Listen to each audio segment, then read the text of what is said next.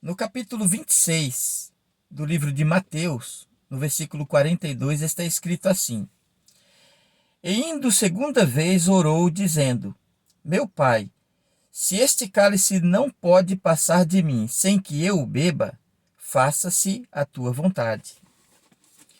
Eu quero fazer uma pergunta para você agora de manhã. Eu pergunto o seguinte: quando é que uma pessoa faz aquilo que não gosta e aquilo que não quer? Porque o homem, o ser humano, ele é movido pela sua vontade.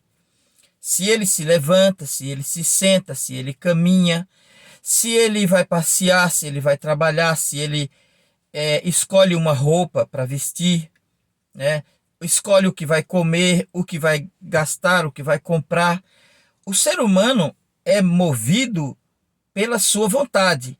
É a vontade do ser humano que coloca ele em movimento. Até os animais fazem isso, né? Eles são movidos pelo instinto. E poderíamos dizer que este instinto é a vontade deles. Então eles são o que coloca um animal em movimento na vida, é o instinto, é aquela vontade deles de fazer alguma coisa. Então, e eles só fazem o que eles querem, o que é uma coisa natural.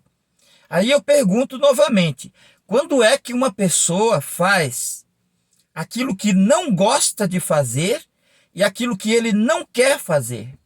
Quando é que isso acontece? Isso acontece quando ele é obrigado a fazer. Quando uma força maior obriga ele a fazer isso. Alguém maior, alguém ou alguma coisa maior do que ele obriga ele a fazer isso, então ele faz. Quando quarta-feira passada, essa quarta-feira que passou, eu fiz uma pregação no livro de Josué, no capítulo 10. É preciso ter muita coragem para pregar uma palavra como aquela, aonde Josué orou e fez que o sol parasse, o sol e a lua parou no meio de uma batalha que ele estava tendo. É preciso coragem não apenas para pregar uma palavra dessa, como é preciso coragem para pregar a respeito da batalha de Davi contra o gigante. É preciso ser corajoso para poder fazer menção de Gideão e os seus 300. É preciso ter muita coragem para pregar estas coisas, porque se nós não acreditamos naquilo que estamos ensinando para os outros, nós não passamos de hipócritas, fingidos e covardes. Esta é a grande verdade. Falar que Gideão venceu uma multidão inumerável de pessoas com 300 homens, isso deve trazer alguma lição para nós. Afinal de contas, não é toda hora que uma coisa dessa acontece. Não é toda hora que enfrentamos um gigante, Golias, que fazia fugir o exército de Israel diante dele. O exército simplesmente fugia que nem baratas. Sabe as baratas quando uma casa é cheia de barata, uma cozinha é cheia de barata que acende a luz e elas se escondem? Assim era o exército de Israel diante das ameaças de Golias, que durante 40 dias apresentou-se para o exército de Israel de manhã e de tarde. 80 vezes aquele homem desafiou os exércitos de Israel. Então, isso não acontece todo dia. Quando Josué orou para que o sol e a lua parassem no mesmo lugar, né, criando uma espécie de eclipse, a Bíblia diz que isso aconteceu só uma vez. Então eu não tenho a pretensão de ensinar, de dizer aqui, que basta você ter fé que Deus vai parar o sol e a lua. Não é nada disso. Não quero também dizer para você que basta a gente ter a coragem de Davi para a gente ir lá e derrubar gigante. Também não é isso. A Bíblia tem um sentido. Aquelas coisas estão ali para nos ensinar, porque aquelas situações não aconteceram muitas vezes. Quando Deus falou com Moisés para ele tirar o povo do Egito, entregou a ele aquele cajado e disse: com esse cajado você vai fazer todo o sinal que você precisar fazer.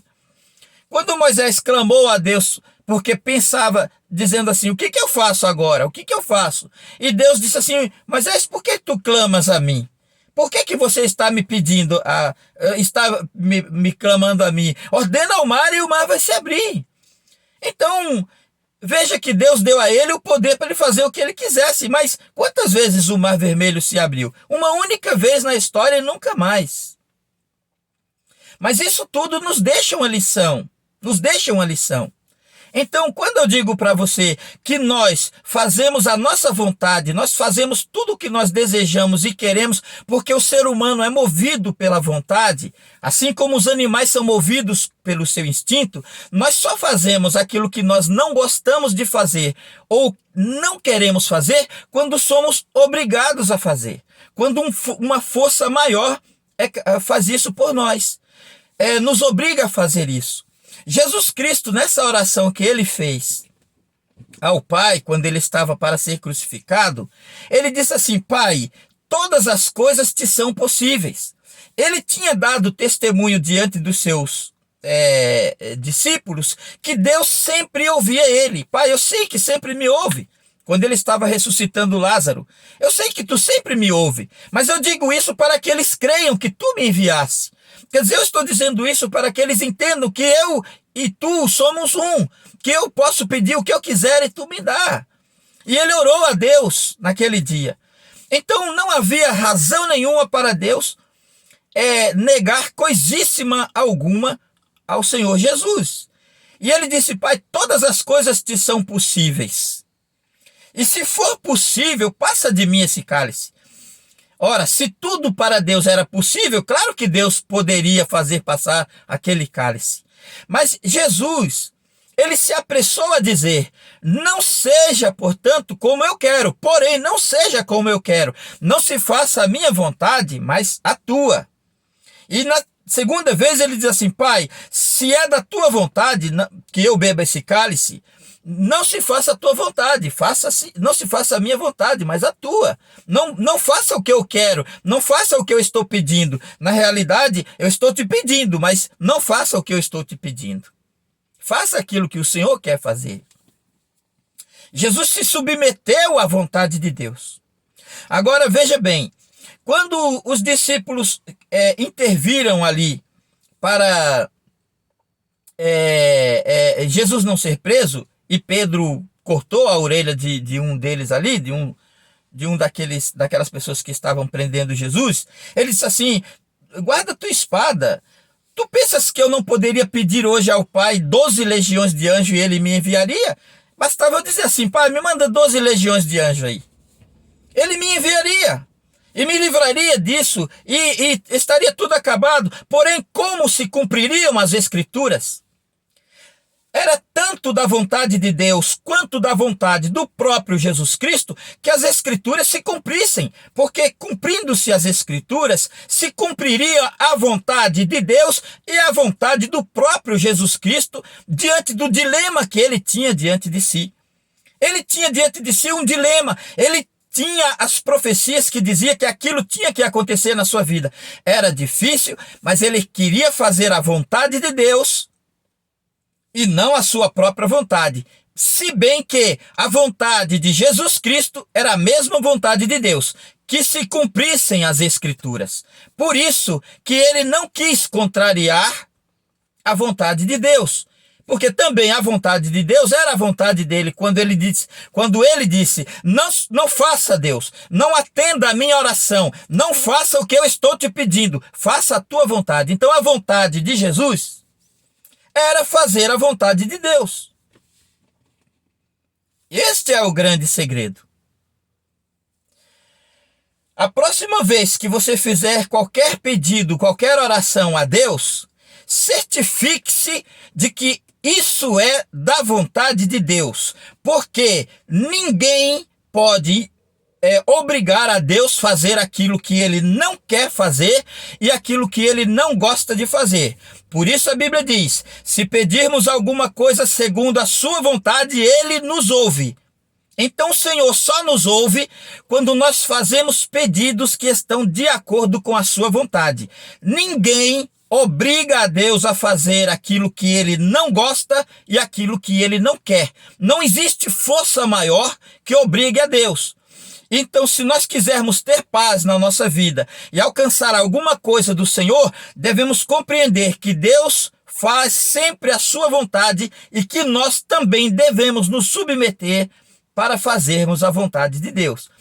É nesse sentido que qualquer coisa que um ser humano peça a Deus, mesmo que seja parar o sol e a lua, mesmo que seja abrir o mar vermelho, mesmo que seja derrubar um gigante, ele tem que ter certeza no seu coração que aquilo é, antes de mais nada, um propósito de Deus, que aquilo é a vontade de Deus, que Deus quer fazer aquilo, que aquilo não é capricho dos seres humanos. Que aquilo, as pessoas que estão a serviço de Deus não fazem essas coisas porque eles querem. Como Gideão, por exemplo, estava muito reticente, muito vacilante naquilo que ia fazer, mas Deus queria destruir os amalequitas e os midianitas, Deus queria livrar Israel dos seus inimigos e Deus queria que Gideão fosse naquela batalha. Então não haveria dificuldade nenhuma, qualquer coisa que Gideão pedisse a Deus, ele faria. Então Gideão fez aquelas provas com Deus e Deus atendeu a ele, porque tudo que Gideão fez era, antes de mais nada, um propósito de Deus. Assim como era propósito de Deus criar aquele grande milagre diante da nação de Israel, ouvindo o Senhor a voz de um homem. Então, quando você pedir alguma coisa a Deus, repito, certifique-se de que aquilo está de acordo com a sua vontade e você terá êxito. Que Deus te abençoe e te ajude, em nome de Jesus. Amém.